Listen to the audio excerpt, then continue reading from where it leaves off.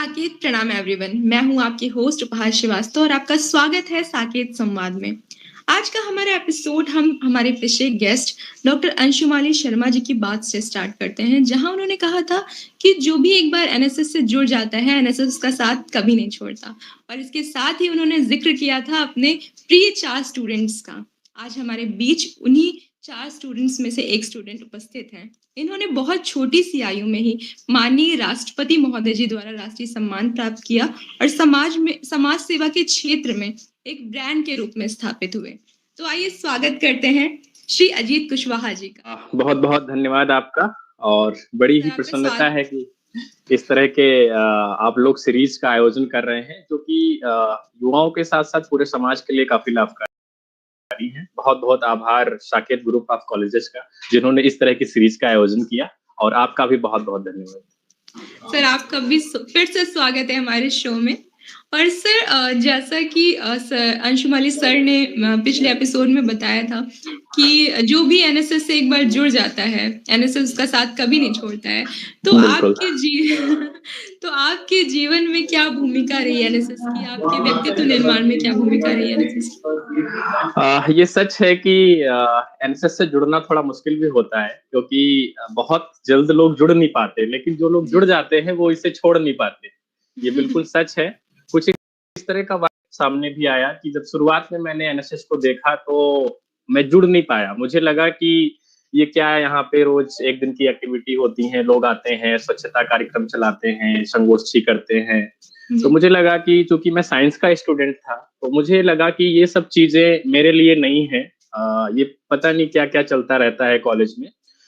लेकिन जब 1 साल मेरा गुजर गया, जब मैंने थोड़ा सा एनएसएस के नजदीक आया मैं, तो मुझे ये चीजें देखने में आई कि वाकई में जो उसका ध्येय वाक्य है, सामुदायिक सेवा के द्वारा व्यक्तित्व का विकास करना, तो एक विद्यार्थी के लिए या एक छात्र के लिए जो ग्रेजुएशन में है या पोस्ट ग्रेजुएशन में है, किस तरह से हमारे किताबी ज्ञान के साथ साथ सामाजिक ज्ञान को हमें किस तरह से जानना चाहिए, समझना चाहिए।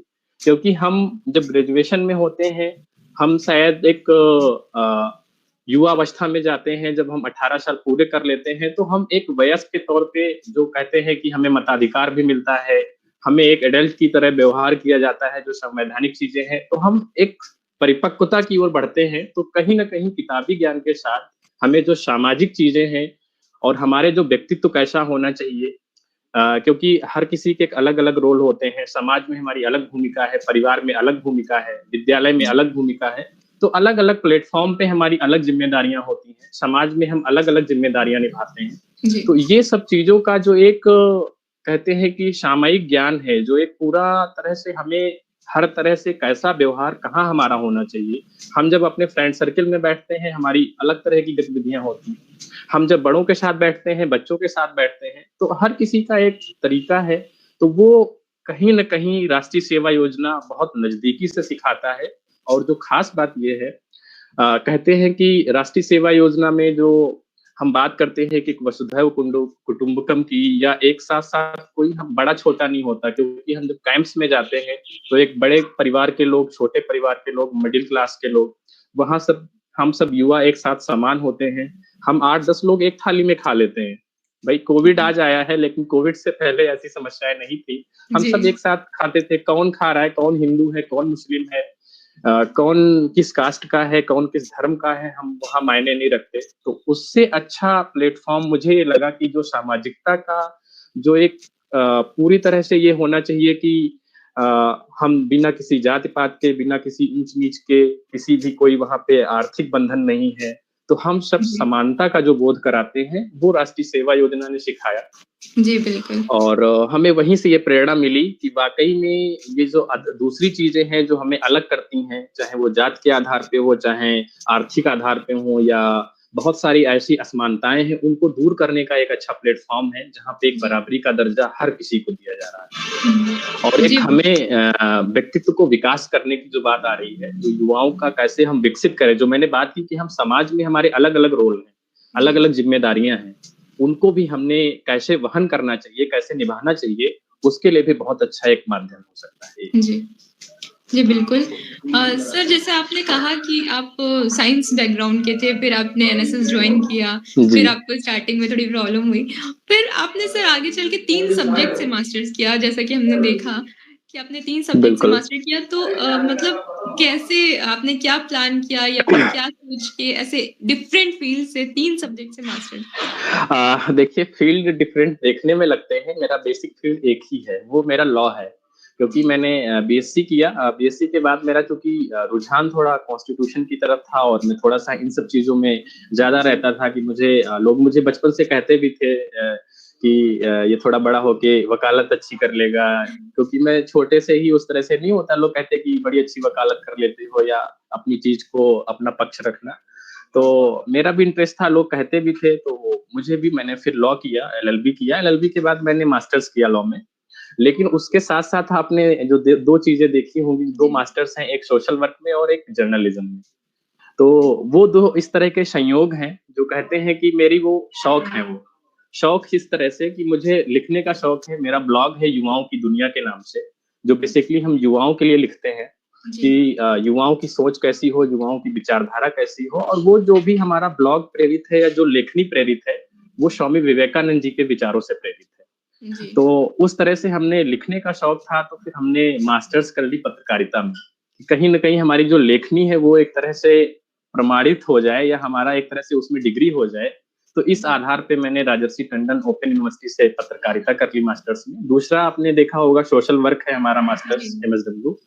तो एमएसडब्ल्यू का बेसिकली ये है कि जब हमने एमएसडब्ल्यू किया, तो चूँकि सामाजिक गतिविधियों में हम 2011 से इन्वॉल्व थे राष्ट्रीय सेवा योजना के माध्यम से, तो धीरे-धीरे कहीं न कहीं हम प्रोफ़ेशनलिज़्म की तरफ जाने लगे। तो कई लोगों ने भी मुझे कहा कि आप इतना अच्छा अगर समाज के लिए या सोशल वर्क में कार्य कर रहे हैं, तो बेहतर होगा कि आप इसमें मास्टर्स कर लें या इस तरह के कोर्सेज़ हैं। तो इवन मेरी इच्छा नहीं थी लेकिन मुझे खुशी है, कुछ मेरे गुरु और कुछ मेरे यूनिवर्सिटीज़ के प्रोफ़ेसर्स ने मुझे ऑफ़र किया, कि अजीत आपको मास्टर्स करना चाहिए और मेरा विश्वविद्यालय, मेरा डिपार्टमेंट आपके लिए खुला है। जी, वो आज इलाहाबाद विश्वविद्यालय में प्रोफ़ेसर हैं मिस्टर डॉक्टर विवेक सर, तो उन्होंने मुझे ऐसा ऑफ़र किया कि आपके लिए हमारा डिपार्टमेंट, हमारा विश्वविद्यालय।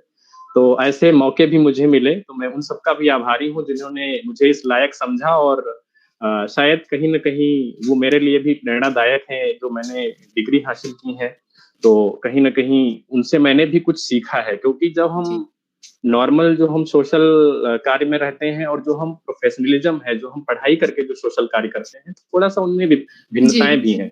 तो उन दोनों जी, का ज्ञान वो शायद मेरे लिए काफ़ी महत्वपूर्ण है और वो मुझे आगे एक नई दिशा देगा। तो वैसे जी, तो हमारा लॉ बैकग्राउंड से हूँ और बेसिकली हम लीगल पे ही करते हैं। जब मैं चाइल्ड लाइन में रहा तब भी मैंने अपना लीगल पे ही काम किया। जी, तो इस तरह जी, की चीज़ें हैं। जी। जी, ऐसे बहुत सारे लोग होते हैं जो हमें जीवन में प्रेरणा देते हैं। तो मैं अब उस पॉइंट पे पहुँचती हूँ कि सर आपके जीवन में कौन से ऐसे व्यक्ति थे जिन्होंने आपको प्रेरणा दी या कहीं न कहीं डायरेक्टली या इनडायरेक्टली आपको अफ़ेक्ट किया? बिल्कुल देखिए सबसे पहले हम ज़ाहिर-सी बात है जिस परिवार में पलते हैं, जिस घर में रहते हैं, तो माता-पिता ही सबसे बड़ी प्रेरणा होते हैं। जी, क्योंकि शायद मैं बड़े सामान्य परिवार से हूँ, एक छोटे से गाँव से हूँ, लेकिन कहीं न कहीं मेरे माता-पिता ने उस ऐसा माहौल मुझे दिया होगा, ऐसी परवरिश दी होगी, तो शायद कहीं न कहीं उनके सहयोग से ही मैं आगे बढ़ पाया।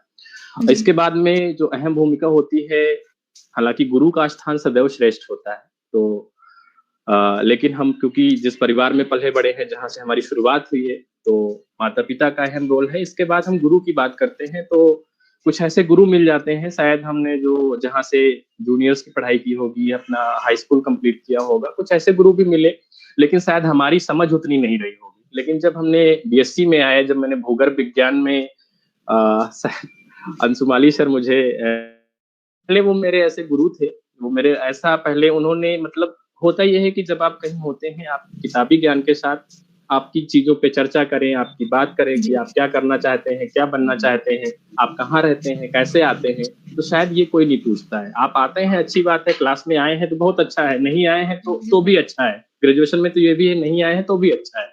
लेकिन अगर जी, कोई ये पूछे बेटा अगर नहीं है कल नहीं आए थे, तो क्यों नहीं आए थे?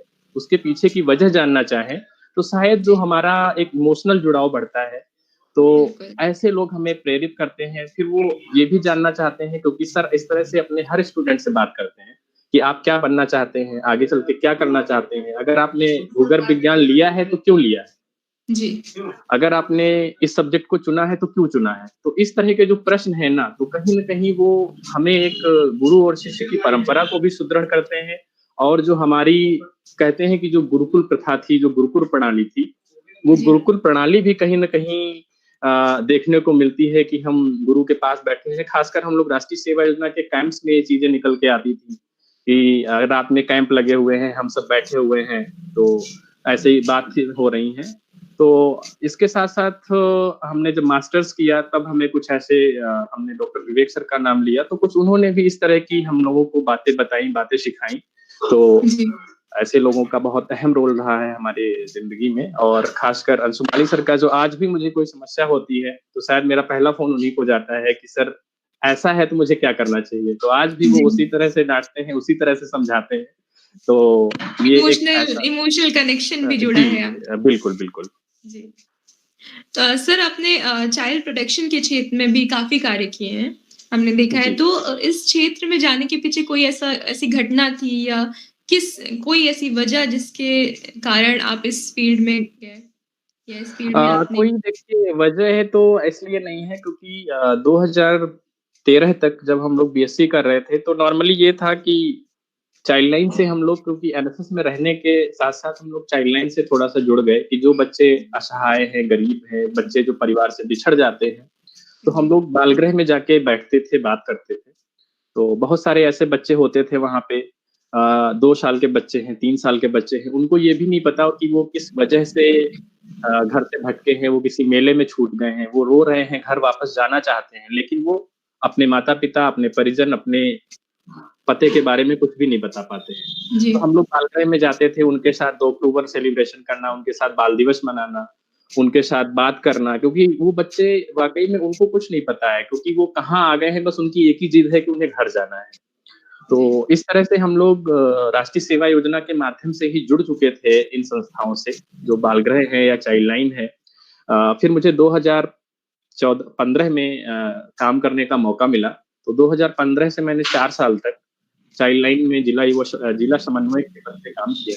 तो एक अच्छा प्लेटफ़ॉर्म मिला, एक अच्छा मौका मिला क्योंकि वहाँ पे हमें हर तरह की ज़िम्मेदारियाँ होती थी, चाहे वो बाल श्रम हो, चाहे बाल भिक्षावृत्ति हो, चाहे जी।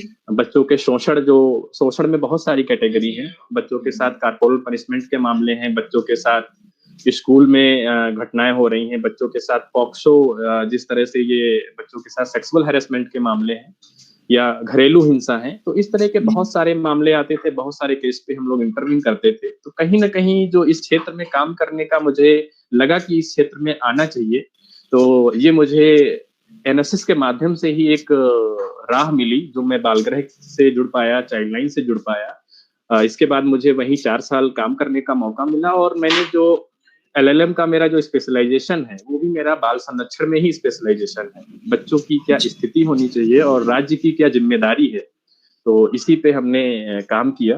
तो जी। वाक़ई में एक बहुत ब्रॉड एरिया है काम करने जी। का। और तो बहुत इस अच्छा कार्य है सर। सर अगर हमारे छात्र या जो हमारे एनएसएस के स्वयंसेवी हैं, अगर इस क्षेत्र में कार्य करना चाहें, उनके भविष्य को संरक्षित करना चाहें बच्चों के, तो किस तरह से कर सकते हैं? देखिए 2 तरह की चीज़ें हैं। एक तो बच्चे हैं जो बालगृह में रह रहे हैं और 2 बच्चे जी। जो समाज में रह रहे हैं, परिवार में रह रहे हैं। जो बच्चा समाज में, परिवार में रह रहा है, हो सकता है उस बच्चे को एजुकेशन की आवश्यकता हो।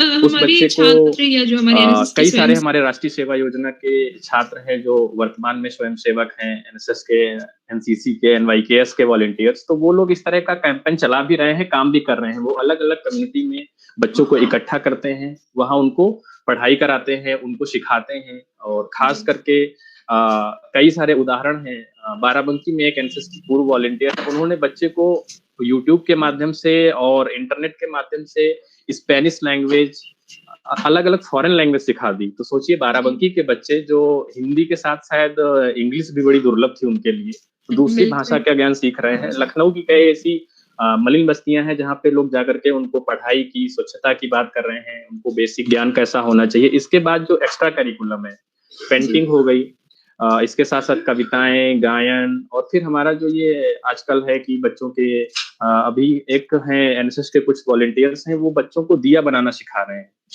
एक कम्युनिटी है, वहाँ जाकर के बच्चों को दिया बनाना, देन उसकी रंगाई पुताई और उसमें मोम भर के और किस तरह जी, से उसको सजावट किया जाए, तो बच्चे इस तरह की चीजें भी सीख रहे हैं जो उनकी क्राफ्ट से संबंधित है। जी, इसके साथ जो बच्चे बालगृह में रह रहे हैं, उनके पास सारी सुविधाएं होती हैं, क्योंकि बालगृह सरकार चलाती है या एनजीओ चलाता है।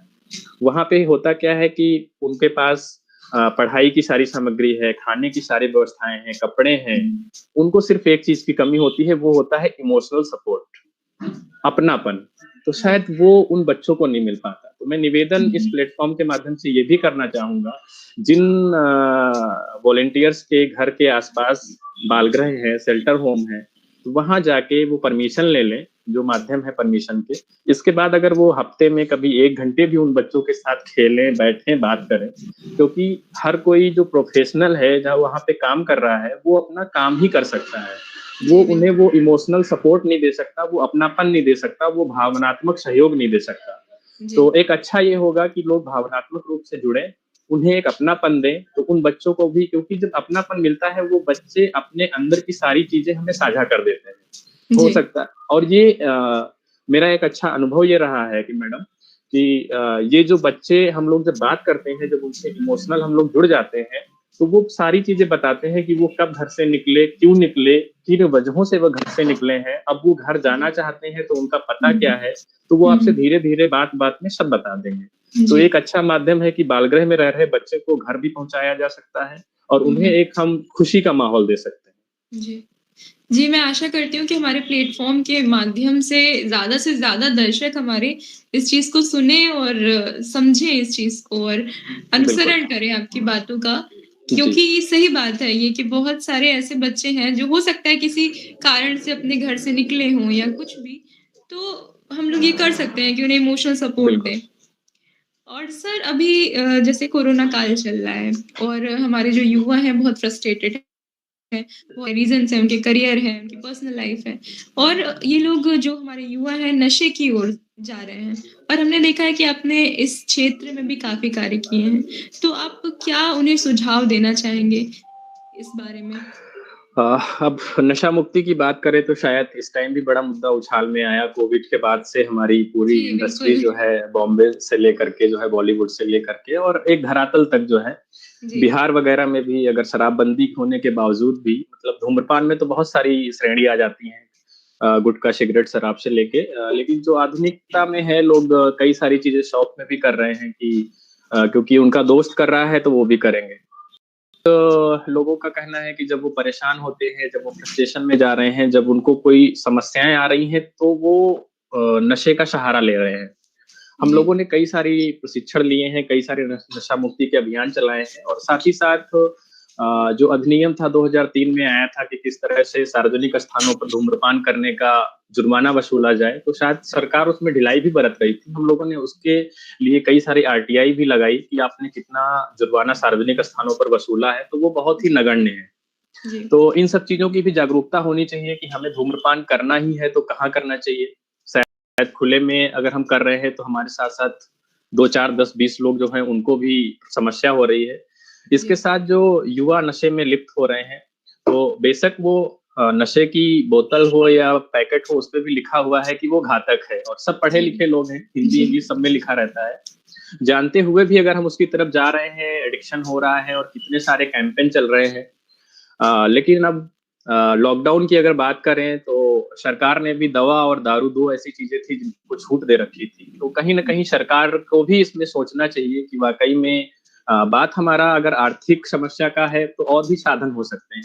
जी, बिल्कुल। लेकिन युवा तो ऐसा है कि उसको जो अच्छा लग रहा है, जो चमक-धमक, जो माहौल अच्छा लग रहा है, वो उधर मुड़ जाएगा।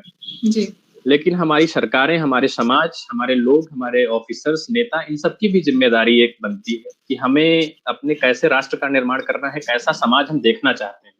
जी, तो हम सबको पहल करनी होगी, एक संयुक्त अभियान चलाना होगा। तो हम बात कर रहे थे अभी कि युवाओं की कि किस तरह से वो नशे में लिप्त होते हैं, वो इसको एक साधन बना लिया है कि हमें किसी समस्या से, किसी चैलेंज से गुज़रना है, तो हम इसके माध्यम से गुज़रेंगे। तो शायद वो जी, एक सटीक स्थान नहीं है, सटीक माध्यम नहीं है, क्योंकि ये हमें शायद और समस्याओं की तरफ ही ले जाएगा। जी, बिल्कुल। तो इसके लिए अच्छा ये है कि हम लोग देख रहे थे कि इसके लिए संस्थाओं का क्या योगदान हो सकता है और हमारे जो सोशल एक्टिविस्ट हैं, एनजीओज हैं या जो लोग हैं, उनका क्या योगदान हो सकता है, कैसे हम नशे से दूर जाएं। तो अगर ये पैंडेमिक के दौरान हमने देखा कि लोग इस तरह की चीजों में लिप्त थे, फ्रस्ट्रेशन में जा रहे, क्योंकि आजकल आर्थिक मंदी भी है, जॉब की समस्याएं हैं, एजुकेशन की भी समस्या है, तो हम शायद अलग अलग तरह की कई समस्याओं से, जो हर कोई इंसान हर अलग अलग समस्याओं से जूझ रहा है, जी। तो इसमें बेहतर ये है कि अगर हम शिक्षा की बात करें, एजुकेशन की बात करें, तो एजुकेशन में थोड़े समय के लिए बदलाव ये लाए जा सकते हैं। जैसे हम लोग बात कर रहे थे कि जो बच्चों की एजुकेशन है, बैक फ्री एजुकेशन होगी, हम उन्हें खेल-खेल में पढ़ाएँगे। जी। या पोस्ट ग्रेजुएशन के लोग हैं, उनके लिए बेहतर ये होगा कि हमारा जो एजुकेशन होगा वो थोड़ा-सा नॉर्मल हो, सामान्य तौर पर बहुत ज़्यादा डीपली इस तरह के बर्डन में ना हो। जैसे थोड़ा-सा खेल की तरफ भी ध्यान देना होगा, हमें योग का भी सहारा लेना होगा। तो हुँ। क्योंकि कई सारे ऐसे संस्थान हैं जिन्होंने योग को, है ना, खेल को अभी कहा भी है कि आप ऑनलाइन ज़्यादा देर बैठ रहे हैं, तो आप योग का सहारा लें, आप और भी चीज़ें करें। साथ ही हमें इंटरेस्टिंग एजुकेशन बनानी पड़ेगी, क्योंकि एचआरडी ने भी कई ऐसी मॉड्यूल डिज़ाइन किए हैं जो उसमें थोड़ा-सा ये है कि लोगों का इंटरेस्ट पैदा हो, लोगों को हम प्रैक्टिकली थोड़ा-सा समझाने का कोशिश करें, ज़्यादा हम किताबी ज्ञान, ज़्यादा थ्योरीज़ पे ना जाएँ। क्योंकि जी। ये एक पैंडेमिक है, इससे निकलने के लिए कुछ समय के लिए हमें अपने पाठ्यक्रमों में बदलाव लाना पड़ सकता है और मुझे लग रहा है कि हमारी जो मिनिस्ट्री है वो मिनिस्ट्री और अलग-अलग विश्वविद्यालय इस तरह के मॉड्यूल डिज़ाइन भी कर रहे हैं। तो ये अच्छा होगा कि हम इन तरह से भी जो हमारे शैक्षणिक संस्थान हैं, वो इसमें सहयोग कर सकते हैं। जी। और युवाओं से अपील है कि वाक़ई में वो इतना एनालिसिस कर सकते हैं कि क्या अच्छा है, क्या बुरा है। और जानते हुए भी अगर हम उसकी तरफ जा रहे हैं, तो ये तो फिर जानबूझ के हम अपने आप को गर्त में डालें, तो ये बेहतर नहीं बिल्कुल। होगा। जी। तो एक निवेदन उनसे भी है कि हम इसके बजाय हम योग का सहारा लें, खेलकूद का सहारा लें, अपने दूसरे माध्यम हैं, अपने हम फ्रेंड सर्किल में जो अच्छे लोग हैं, उनसे बात करें और आजकल तो वेबिनार एक अच्छा माध्यम आ गया, हम 4 लोग वेबिनार पे बैठ कर के अच्छी चर्चा करें। जी, और बिल्कुल। आजकल हम लोग लाइव चला लेते हैं, तो शायद इसमें और लोग भी जुड़ जाते हैं ताकि वो सोशल मीडिया पे और लोग अवेयर हों, अच्छी बातों पे चर्चा करें, तो इन बातों से भी हम अपने दिमाग को डाइवर्ट कर सकते हैं और अच्छी तरह से दूसरी जगह मोड़ सकते हैं। जी, मुझे लगता है कि ये जो टाइम है अगर हम पॉज़िटिव वे में लें तो एक बहुत अच्छा समय है अपनी जो भी कला बिल्कुल, है उसको यूटिलाइज़ करने का, अपनी नई-नई बिल्कुल। स्किल्स को ढूँढने का, ये एक बहुत अच्छा समय है। सर आप नेहरू युवा केंद्र से भी जुड़े हुए हैं और वर्तमान में आप नेहरू युवा केंद्र में नमामि गंगे प्रोजेक्ट उत्तर प्रदेश का नेतृत्व कर रहे हैं। जी। इस प्रोजेक्ट में नेहरू युवा केंद्र की क्या भूमिका रही है? जो ये प्रोजेक्ट है, इस प्रोजेक्ट का नाम है नमामि गंगे कार्यक्रम में युवाओं की सहभागिता। जी। इस प्रोजेक्ट का नाम ही है कि हम युवाओं को इस प्रोजेक्ट में शामिल करना है, क्योंकि नमामि जी। गंगे ब्रॉड प्रोजेक्ट है, उसमें लगभग 40 सब प्रोजेक्ट हैं। जी। जो सीवेज ट्रीटमेंट प्लांट बना रहे हैं, जो वृक्षारोपण का कार्य देख रहे हैं, जो ज़ीरो बजट प्राकृतिक खेती की बात कर रहे हैं, क्योंकि वो किसानों के साथ काम करते हैं। कुछ ग्रुप हैं जो सेल्फ हेल्प ग्रुप बना रहे हैं। तो उसके साथ ही हमें इस तरह का काम करना है कि युवाओं को कैसे इस परियोजना में शामिल किया जाए। तो हम युवाओं को शामिल करने के लिए इस प्रोजेक्ट में अलग-अलग, बेसिकली हमारा मकसद है, नेहरू युवा केंद्र को इसलिए शामिल किया गया कि हमारी एक वॉलंटियर्स की अच्छी फौज है। तो हम वॉलंटियर्स को शामिल करते हुए इसके साथ-साथ हमने हर गाँव में 10 गंगा दूत बनाए हैं। जी। हमारे पास 1148 गाँव हैं पूरे उत्तर प्रदेश में, बिजनौर से लेकर के बलिया तक 17 जिले जो हैं, 1148 गाँव हैं, उन हर गाँव में 10 गंगा दूत हैं। गंगा दूत नाम इसलिए दिया है कि वो माँ गंगा के लिए एक मैसेंजर का काम करेंगे और एक जागरूकता फैलाने का काम करेंगे। उनके गाँव जी। में जो गंदगी फैलाई जा रही थी, जैसे गाँव को ओडीएफ किया जाना है, गाँव में वृक्षारोपण होना है। हम लोगों ने जो काम किया है, जो हमारे गाँव हैं 1148 गंगा के किनारे के, उन गाँव में सभी स्कूल को कवर किया है। उस स्कूल में प्राथमिक विद्यालय, जूनियर विद्यालय और जो वहाँ पे डिग्री कॉलेज हैं, पोस्ट ग्रेजुएशन के जो कॉलेजेस या यूनिवर्सिटीज़ हैं, हमने उन सबके स्टूडेंट्स को जोड़ा है। खासकर एनएसएस, एनसीसी को जोड़ा है, उनको भी हमने जी। गंगा दूत का दर्जा दिया है। इसके साथ-साथ जो हमारे अलग-अलग कैंपेन चल रहे हैं, उसमें हम छोटे बच्चों के पेंटिंग के माध्यम से, स्लोगन के माध्यम से, पोस्टर्स के माध्यम से जागरूकता चलाने का काम कर रहे हैं। ताकि हर एक छोटा बच्चा जागरूक हो, क्योंकि अक्सर ये भी देखने में आया है कि छोटे बच्चे जिस चीज़ को जान लेते हैं, समझ लेते हैं, वो परिवार में फिर किसी को गलत नहीं करने देंगे, वो ज़िद करने लगते हैं। जी, ये बिल्कुल। मुझे स्कूल में बताया गया है, ये सिखाया गया है, अगर आप ऐसा कर रहे हैं, ये गलत है। तो जी। हमने हर वो छोटे बच्चे से लेकर के और ग्रेजुएशन तक के इवन रिसर्च स्कॉलर तक को अपने साथ जोड़ा है। तो ये प्रोजेक्ट इस तरह से नेहरू युवा केंद्र से संगठन से जोड़ने का सिर्फ एक ही तात्पर्य था कि एक युवाओं की टीम हमारे साथ हो, और इस परियोजना का सिर्फ एक मकसद है, युवाओं को प्रशिक्षित करना और स्कूल के बच्चों को प्रशिक्षित करना, ताकि जो आने वाला समय है, क्योंकि ये पीढ़ी शायद आगे चल के जब आगे अपना सामान्य जीवन में आएगी, तब तक ये बच्चे जागरूक हो चुके होंगे, तो शायद आने वाला समय हमारे लिए और बेहतर होगा, गंगा संरक्षण के लिए बेहतर होगा। तो इसीलिए ये एक छोटे बच्चे से लेकर के युवाओं के लिए शामिल किया गया है, और इसमें सिर्फ जागरूकता का पार्ट है। जागरूकता में हम लोग ट्रेनिंग कराते हैं, अवेयरनेस कैंपेन कराते हैं, कॉम्पिटिशन कराते हैं। अभी हम लोगों ने 3 दिन का गंगा उत्सव सेलिब्रेट किया ऑनलाइन। उसमें जी। डांसिंग का था, सिंगिंग का था, बहुत अच्छा सेलिब्रेशन था। तो वो ऑनलाइन पूरा प्लेटफ़ॉर्म था, लेकिन कतई ऐसा नहीं लग रहा था कि इसमें कोई चीज़ नहीं है। उसमें स्टोरी टेलिंग का भी था, सक्सेस स्टोरीज़ का भी था, क्विज़ भी था। तो जी। इस तरह के हम लोग माध्यमों को अपना रहे हैं। तो अभी हम आगे चल कर के दिसंबर से हम लोग और बड़े लेवल पे उत्तर प्रदेश के युवाओं को जोड़ने का इसमें काम करेंगे और कैंपेन चलाएँगे। तो युवा जी। इसमें शामिल हों, और आगे वाले आने वाला समय गंगा के साथ-साथ जो इससे जुड़ी हुई और भी नदियाँ हैं, उनमें भी जी। किस तरह से संरक्षण लाया जाए, वो सदा नीरा बनी रहें, हमेशा बहती रहें, और उनमें जी। कोई गंदगी ना हो, स्वच्छता रहे, इस पर हम लोग पूरी तरह से कार्य करेंगे। जी, बहुत अच्छा कार्य है ये। और सर, अगर हम नेहरू युवा केंद्र की बात करें तो हमारे कॉलेज में नेहरू युवा केंद्र का एक कैंप लगा था। वहाँ पे 26 प्रांत के कलाकार आए थे और उन्होंने अपनी कला का प्रदर्शन किया था। तो काफ़ी जी, अच्छा एक्सपीरियंस था। तो सर, अगर बिल्कुल। बच्चे नेहरू जुड़ना चाहें तो कैसे जुड़ सकते हैं? किस तरीके से वो? नेहरू युवा केंद्र से युवाओं को जोड़ने के लिए एक ही माध्यम है कि वो हमारे साथ एक वॉलंटियर्स के तौर पे नेशनल यूथ वॉलंटियर, राष्ट्रीय जी। युवा स्वयंसेवक के तौर पर जुड़ सकते हैं 2 साल के लिए। उनको उसमें जी। मानदेय भी दिया जाता है। तो वो हुँ। सामाजिक गतिविधियों से एक तरह के, जैसे हम लोग कहते हैं कि इंटर्नशिप कराते हैं, तो बिल्कुल वो एक जी। तरह की इंटर्नशिप है। उसके दौरान हम उनके कुछ मानदेय भी देते हैं। तो इंटर्नशिप का मतलब है कि वो कार्यालय के कार्य से लेकर के किस तरह से हमें गतिविधियों का आयोजन करना है, किस तरह से हमें पॉलिटिकल लीडर्स के साथ, ऑफिसर्स के साथ अपनी लाइजनिंग करनी है, और सोसाइटी में कैसे चेंज लाने हैं। तो ये जी। एक ट्रेनिंग के लिए, ये एक उनके प्रशिक्षण के लिए बड़ा बेहतर माध्यम है। तो इस तरह से जुड़ सकते हैं। साथ ही साथ नमामि गंगे में गंगा दूत के माध्यम से जुड़ सकते हैं, जो कि एक वॉलंटियरशिप है।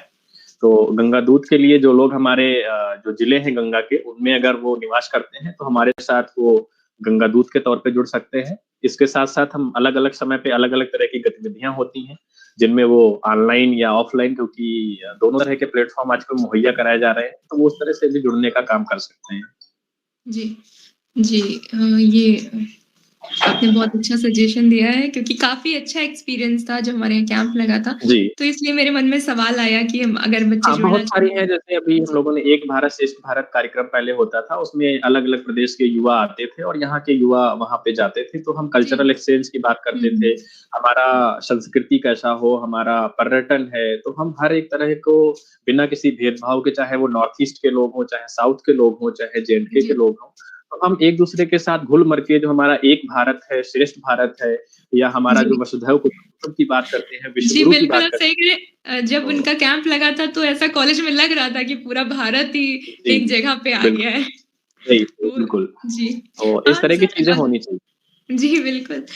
सर, अगर हम नमामि गंगे प्रोजेक्ट की बात करें तो सर, जो स्वतंत्रता के पहले लंदन से जब यहाँ पे पानी का जहाज आता था, पानी लेके, तो बीच में उन्हें कई बार बदलना पड़ता था पानी, क्योंकि यहाँ आते-आते खराब हो जाता था। पर जब हम यहाँ से गंगा का जल लेके वहाँ तक जाते थे, तो थेम्स तक पहुँचते समय तक वो पानी पीने योग्य रहता था। बिल्कुल। और सर, अगर हम बात करें 2013 में यहाँ पे मॉरिशस के प्रधानमंत्री जी आए थे। उन्होंने हुँ। गंगा स्नान से मना कर दिया था क्योंकि उन्हें गंगा दूषित लग रही थी। पर वो जब इस बार कुंभ में आए तो उन्होंने गंगा स्नान भी किया और उसकी तारीफ़ भी की। तो क्या बदलाव आए और किस तरीके से ये बदलाव आए गंगा बिल्कुल। देखिए, गंगा को शायद हमारे भारतीय उसमें, चूँकि माननीय प्रधानमंत्री जी ने भी कहा कि ये आर्थिक रूप से, सामाजिक रूप से, सांस्कृतिक रूप से हमारी एक धरोहर है, और जो जी, कि हमें आर्थिक रूप से भी हमें मौके देती है, सामाजिक रूप से भी और संस्कृति के रूप में भी और हमारी एक ये विरासत भी है एक तरह से। जी, और बिल्कुल। इस विरासत को बचाए रखना हम सबकी ज़िम्मेदारी है, क्योंकि ये कब हमारी धरती में उथल-पुथल हुआ होगा और किस माध्यम से ये बनी और आज अनवरत बह रही हैं। तो देखिए रही बात हम दूसरा पानी दूषित हो जाता है, लोग कहते हैं गंगा के पानी में कीड़े नहीं पड़ते, महक नहीं आती, दूषित नहीं होता है। तो उसके पीछे भी साइंटिफिक रीज़न भी है कि जब गंगोत्री से निकल कर के वो पहाड़ियों से इतनी जड़ी-बूटियों से टक्कर खाते हुए, तो वो इतनी जड़ी-बूटियाँ जो हैं शायद वो पानी इतना अच्छा हो जाता है, फ्रेश हो जाता है क्योंकि जड़ी-बूटियाँ शामिल हैं, उन सबसे टच होता हुआ आता है, तो अपने आप में वो पवित्र है। और रही बात स्वच्छता की जब 2013 में वाक़ई में पहले माँ का प गंगा का पानी काफ़ी दूषित था। अगर हम बात करें कानपुर में, तो कानपुर के बहुत से ऐसी फैक्ट्री थी, नाले थे जो गंदा पानी बिल्कुल गंगा का पानी काला-काला दिखता था। हुँ, हुँ। तो काला या ब्राउन ही रहता था। लेकिन आज के समय में जब हम देखते हैं कि कानपुर की बात करूँ तो पिछले 1 साल से नाले सारे पूरी तरह से बंद हैं और पानी स्वच्छ है। जब कुंभ की बात हुई, तो जितने भी नाले थे बंद कर दिए गए और बंद करने के साथ ऐसा नहीं कि उनको खोला जाएगा, उनको सीवेज ट्रीटमेंट प्लांट के माध्यम से जोड़ दिया गया है। कुछ एसटीपी बाकी हैं, तो हम लोग देखते रहते हैं जब हमारे पास नए आंकड़े साझा होते हैं, नई चीज़ें आती हैं, तो कुछ एसटीपी हैं तो उसमें अभी काम चल रहा है, लेकिन किसी भी सीवेज ट्रीटमेंट का पानी, किसी भी फैक्ट्री का पानी सीधे तौर पे नहीं भेजा जा रहा है। उसको जो है प्यूरिफाई करने के बाद ही ये गंगा में सम्मिलित किया जा रहा है और रही पवित्रता की बात तो गंगा तो शुरुआत से ही देखिए वो जहाँ से निकली है क्योंकि उसके पीछे बहुत बड़ी कहानी है और जो भी है दैवी कहानियाँ हैं, तो वो सब जी, चीज़ें भी एक आस्था का विषय है और वो वाक़ई में पूजनीय है। क्योंकि जिस तरह से चाहे वो हम एग्रीकल्चर की बात करें तो एग्रीकल्चर के माध्यम से भी काफ़ी सारा क्षेत्र है, क्योंकि बहुत सारी ऐसी सब्जियाँ हैं, बहुत सारी ऐसी चीज़ें हैं और बहुत सारे लोग उस निर्भर हैं, चाहे वो मछली पालन से लेके सब्जियाँ उगाने का काम हो, तो बहुत सारे लोगों की दिनचर्या और जीवन यापन भी माँ गंगा पे निर्भर करता है। इसके साथ हम लोग जो बात कर रहे हैं पिछले दिनों में क्या बदलाव आए, तो अगर जी, देखा जाए तो दिन पर दिन अगर हमारा जो ग्राफ होता है, तो वो स्वच्छता की तौर पे ऊपर ही बढ़ रहा है। तो अब वो ऊपर बढ़ रहा है, उसमें सरकार का भी सहयोग है, समाज का भी सहयोग है। तो इस सहयोग को हम दोनों में से, चाहे वो समाज हो या सरकार हो, हम दोनों को कम नहीं करने देना है। जो ग्राफ बढ़ रहा है, वो अनवरत बढ़ने ही देना है स्वच्छता के तौर पर। ओडीएफ करने की बात थी, तो शायद गंगा के किनारे जितने गाँव थे, वो सब ओडीएफ हो गए हैं, खुले में शौच मुक्त हो गए हैं। इसके साथ-साथ हम लोगों ने बहुत सारे जितने भी वृक्षारोपण के विशेष अभियान चलाए, वो सब गंगा के किनारे के गाँव में थे। तो ये था कि उनके किनारे जितना ज़्यादा हम पेड़-पौधों का वृक्षारोपण कर लें और साथ-साथ हम लोग जो कैंपेन चल रहा है ज़ीरो बजट प्राकृतिक खेती का। सुभाष पालेकर जी हैं, पद्मश्री हैं, जिन्होंने ज़ीरो बजट प्राकृतिक खेती की बात की थी कि बिना किसी कॉस्ट के हम खेती करेंगे देशी गाय से। तो उसका भी अभियान चल रहा है कि हमें किसी भी फर्टिलाइज़र्स का, कीटाणुनाशक का उपयोग नहीं करना है, जैविक खेती करनी है, ताकि उसका पानी भी अगर कहीं बह करके नदी में जाता है, तो नदी दूषित ना हो। नदियाँ में जो कछुए हैं और जो मछलियाँ हैं, वो प्रभावित ना हो क्योंकि उसका भी एक पारिस्थितिकी तंत्र है। तो जब जी, उसके जलीय जीव रहेंगे और जो उनके जलीय पौधे हैं, वो सब भी रहेंगे तो हमारा एक पारिस्थितिकी तंत्र बना रहेगा। तो क्योंकि वो एक नेचुरल प्रोसेस है और शायद हम नेचुरल प्रोसेस को जब खत्म करेंगे तो हम आर्टिफिशियल माध्यम चाहे जितने ले आएँगे, हम सक्सेस नहीं होंगे। तो हमें बिल्कुल। प्रकृति का और जो हमारा जैव विविधता है, तो जैव विविधता को भी बनाए रखना है, उनका पारिस्थितिकी तंत्र भी बनाए रखना है, तो इन सभी चीज़ों को संजोते हुए हमें अपनी ज़िम्मेदारी निभानी है कि वहाँ पे हम कपड़े ना धोएँ, वहाँ पे गंदगी ना फैलाएँ, हम प्लास्टिक ना फेंकें, तो इन सब चीज़ों का भी ध्यान रखना है और हम लोग जब विशेष अवसर होते हैं, चाहे वो दशहरा हो, पूर्णिमा हो, तो हम लोग घाट पे जाकर के हमारे वॉलंटियर्स स्पेशल निवेदन करते हैं कि किसी की आस्था को भी ठेस ना पहुँचे और क्योंकि हम अपनी ज़िम्मेदारी निभा रहे हैं, तो किस तरह के हमें बदलाव लाने हैं। तो जो हमारे गंगा दूत हैं, गंगा प्रहरी हैं, वो अपनी ज़िम्मेदारी निभा रहे हैं। हम सब अपनी और समाज से भी हम निवेदन करते हैं इस प्लेटफ़ॉर्म के माध्यम से कि वो सब भी अपनी ज़िम्मेदारी समझें कि जब हम अपने पाप को धोने के लिए गंगा में जा रहे हैं, तो हमें आने वाले समय में और भी पाप होंगे, उनको भी धोना है। तो शायद माँ बिल्कुल। गंगा को बनाए रखना है जी, ताकि बिल्कुल। हम बिल्कुल। जी। जी। सर जैसे आपने बताया कि जब गंगोत्री से गंगा निकलती हैं तो बहुत सारी जड़ी-बूटियों के साथ निकलती हैं और मेरे ख़्याल से जब देवप्रयाग से माँ गंगा निकलती हैं तो पवित्र रहती हैं, शुद्ध रहती हैं। पर ऋषिकेश से निकलते ही और प्रयागराज तक पहुँचते-पहुँचते वो मैली हो जाती हैं। तो हम सभी मिलके ऐसा क्या करें कि जो इनकी यात्रा है वो सुगम रहे और वो पवित्र रहे प्रयागराज पहुँचते-पहुँचते भी? बिल्कुल देखिए जब नमामि गंगे प्रोजेक्ट आया तो शायद इससे पहले बजट अलॉट होते थे, चीज़ें होती थी लेकिन उस हद तक नहीं कि गंगा को पूरी तरह से ये जो नमामि गंगे प्रोजेक्ट आया तो ये एक तरह से इसने हर चीज़ों को टच किया मतलब जी। युवाओं को, किसानों को, ग्रामीण लोगों को, शहरी लोगों को, नगर निगम की भी बात हुई, वन संरक्षण की भी बात हुई, वन विभाग की भी ज़िम्मेदारी बढ़ी, मनरेगा का क्या रोल होना चाहिए, पंचायती राज का क्या रोल होना चाहिए, उसने सभी विभागों को अपनी-अपनी ज़िम्मेदारियाँ समझाई और एक अच्छा बजट भी उसमें दिया कि किसी को ये ना कहना पड़े कि हम पैसे की कमी की वजह से ऐसा नहीं कर पा रहे हैं। तो ये एक जी। अच्छा मौका है कि नमामि गंगे प्रोजेक्ट ने हमें ऐसा मौका दिया है क्योंकि ये एक मिशन के तौर पे काम कर रहे हैं, ये 5 साल, 10 साल जो भी लगे इनको संरक्षित करने में, साफ करने में। तो अगर हम उस लेवल तक संरक्षित कर ले गए तो जब तक वो पहाड़ों पे रहती हैं, तब तक उनकी पवित्रता और अविरलता और उनका फ्लो बहुत अच्छा जी। रहता है। लेकिन जैसे ही वो प्लेन में आती हैं ऋषिकेश, जी। हरिद्वार के बाद से, तो चूँकि हरिद्वार से ही कुछ फैक्ट्रियाँ शुरू हो जाती हैं हुँ, हुँ। लेकिन आने वाले समय में शायद अब है कि 90% तक जो फैक्ट्रियाँ हैं या जो हमारे नगर निगम का जो सीवेज का पानी जाता था, जो शहरों का कचरा निकलता था, वो माँ गंगा में सीधा जा रहा था।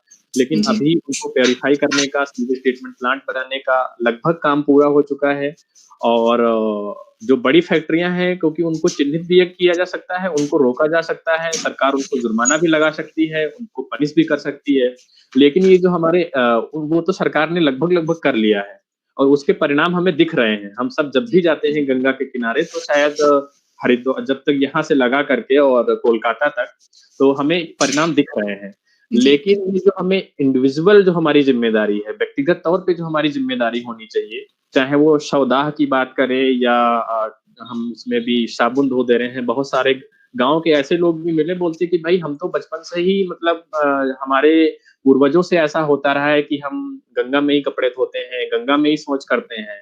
लोगों ने ऐसा कहा है, तो उनके माइंडसेट को कैसे बदला जाए? और जो जी। लोग आस्था की बात कर रहे हैं, कई बार हमारी आस्था भी ऐसी होती है कि हम ना चाहते हुए भी हम परंपरा और आस्था के द्वारा हम कई ऐसे काम कर रहे हैं। तो हमें जी। ऐसे भी विकल्प ढूँढने हैं हमें व्यक्तिगत तौर पे, तो उसमें हर किसी को ज़िम्मेदारी निभानी होगी और ख़ासकर जो हमारी युवा टीम लगी हुई है, जो स्कूल के बच्चे लगे हुए हैं, वो बेशक इसमें सफल होंगे और जो हमारा अभियान है, जो जागरूकता का जो ये अभियान चल रहा है, तो हम सबको समझा रहे हैं, ये डोर टू डोर कैंपेन है एक तरह से। हम घर-घर जाकर निवेदन कर रहे हैं और उन गाँवों को कवर कर रहे हैं जो गंगा के किनारे के हैं या जब भी घाट पे हमने कहा कि जब भी घाट पे कोई गतिविधियाँ होती हैं, तो हम वहाँ पे हमारे वॉलंटियर्स गंगा प्रहरी, गंगा दूत पहले से शामिल होते हैं, अपने बैनर लगा के, पोस्टर लगा के निवेदन कर रहे होते हैं। तो हर समाज का वो प्रत्येक व्यक्ति जब ज़िम्मेदारी समझेगा क्योंकि बड़े लोगों को पकड़ना आसान है। इंडस्ट्रीज़ को पकड़ना है, किसी शहर में हमने देख लिया कि भई कानपुर से जो गंदगी जा रही थी, सीसामऊ का जो नाला था, जो पूरा नगर निगम का नाला था एक तरह से, पूरा सीधे जाके बहता था। उसको सरकार ने बंद कराया और उन सब की मॉनिटरिंग भी गूगल से हो रही है, सैटेलाइट से हो रही है। इन सबको तो पकड़ा जा सकता है, लेकिन जो इंडिविजुअल तौर पे जो गंदगी फैला रहे हैं, इन सब जी। से क्योंकि हमें इनसे निवेदन करना रखते हुए विकल्प ढूँढने होंगे। तो इन सब तरह से जब हम काम करेंगे तो शायद हम इसमें सक्सेस हो जाएँगे और हम अविरलता और जो सदा नीरा की बात कर रहे हैं वो सार्थक होगी। जी, बिल्कुल, हम सबको मिल के ही गंगा को स्वच्छ बनाना होगा। बिल्कुल, जी। जी। सर आपने इतने कम आयु में ही इतनी उपलब्धियाँ हासिल कर ली हैं, आप हमारे युवाओं के लिए एक इंस्पिरेशन हैं। तो सर अंत में हम बस आपसे आप हमारे युवा दर्शकों के लिए एक संदेश जिससे वो भी इंस्पायर हों, आपके जैसे? जी। देखिए होता क्या है गीता में भी लिखा है कर्म करें, फल की इच्छा ना करें। तो पढ़ के तो जी। अजीब लगता है, सुन के भी अजीब लगता है, लेकिन कई बार देखिए ऐसा होता है, हम अपना कर्तव्य करते हैं और फल हमें उसके बराबर नहीं मिलता है। जी। तो हमें हताश नहीं होना है, हमें धैर्य नहीं खोना है, हमें सब्र करना है जी। और कहते भी हैं सब्र का फल मीठा होता है। तो हमें अपना सब्र बनाए रखना है, धैर्य बनाए रखना है और आजकल का जो आधुनिक युग है, हर किसी चीज़ में शॉर्टकट ढूँढते हैं।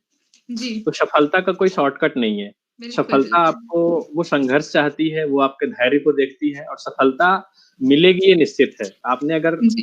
सफलता के लायक अपना कर्तव्य निभाया है, अपनी ज़िम्मेदारी निभाई है, आपने संघर्ष किया है, तो शायद आप सफल होंगे, आपको सफलता मिलेगी।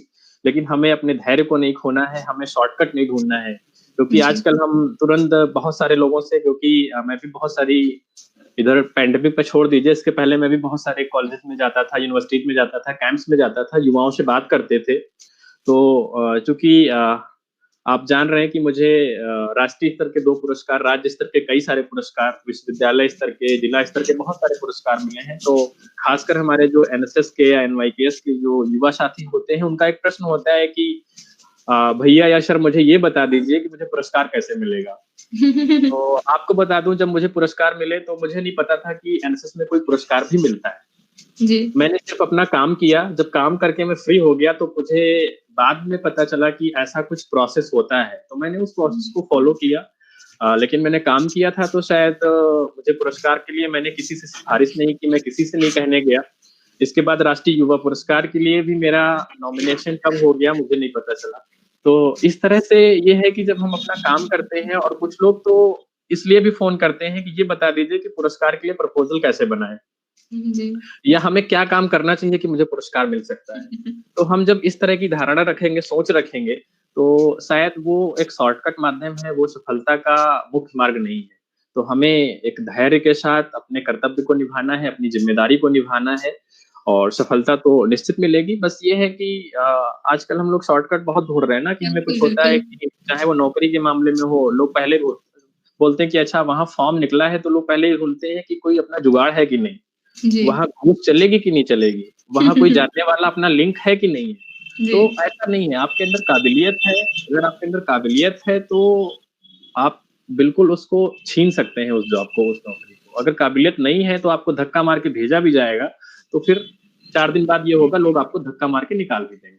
बिल्कुल सर, तो ये बिल्कुल। मेरा एक आपने बात भी कही कि क्या संदेश होगा, तो संदेश यही है कि हम धैर्य बनाए रखें, ज़िम्मेदारी निभाएँ और हम ईमानदारी से अपना काम करें। और हम जी। कतई शॉर्टकट के बारे में ना सोचें। हम जो भी प्रक्रिया है, जो भी माध्यम है, उनको फ़ॉलो करते हुए आगे बढ़ें। क्योंकि जब हम जी। सभी प्रक्रियाओं के माध्यम से जाते हैं, तो हम हर एक चीज़ को जान रहे होते हैं। हमें हर समस्याओं से जब लंबे रास्ते से जब संघर्ष के रास्ते से जाते हैं, हमें हर एक चीज़ का अनुभव हो चुका होता है। तो बिल्कुल। हम उतने मजबूत हो चुके होते हैं, तो शायद अगर कोई चैलेंज भी हमारे सामने भविष्य में आते हैं, तो हम उन चैलेंज से भी निपट लेते हैं। जी। तो इस तरह से है और साथ ही साथ हम लोग हमेशा विवेकानंद जी को आदर्श मानते हैं, हर युवा अपना आदर्श मानता है। तो उन्होंने भी कहा था कि हमारी दिनचर्या कैसी हो, हमारा रहन-सहन कैसा हो, हमारा व्यवहार कैसा हो। तो जी। बेशक हम उनको पढ़ें, उनको जानें और उनके जो भी उनकी नीतियाँ थी उनको फ़ॉलो करें। और आज का जो युग है शायद बदलाव की भी बात करता है कि किस तरह से हमें आधुनिकता के साथ-साथ अपने आप को बदलते रहना है। जी। ऐसा भी नहीं है कि हम आज के 10 साल पहले जैसे थे, हम आज भी वैसे ही होंगे, तो शायद हम पीछे हो जाएँगे। तो ये बिल्कुल। कॉम्पिटिशन का माहौल है, तो हमें हुँ। अपने आप को बहुत सारे ऐसे लोग हैं जो कहते हैं कि मुझे अब ये नई जो टेक्निक्स हैं, मुझे नहीं आ रही हैं, मुझे ऐसा काम नहीं आता है। तो जो आज की जो जनरेशन है, उसको कतई अगर कोई संकोच है, तो उसे सीखना चाहिए, समझना चाहिए और जी। अवसरवादी भी बनना चाहिए। लोग कहते हैं कि अवसरवादी गलत बात है, लेकिन देखिए जो आज का युग है, अवसरवादी हमें बनना पड़ेगा। हमें अपने मौके की तलाश करनी पड़ेगी और मौका आते ही हमें अपना वार करना पड़ेगा। तो बिल्कुल। शायद ये सफलता तभी संभव है और हम इस तरह से अपने जो जो नई टेक्निक्स हैं, नई जो भी चीज़ें आ रही हैं, उनको जानें, उनको समझें और ज़माने के साथ-साथ अपने आप को बदलते रहना, अपने आप को ढालते रहना, शायद इसी का ज़माना है और इसी के साथ हम अपने आप को एक अच्छे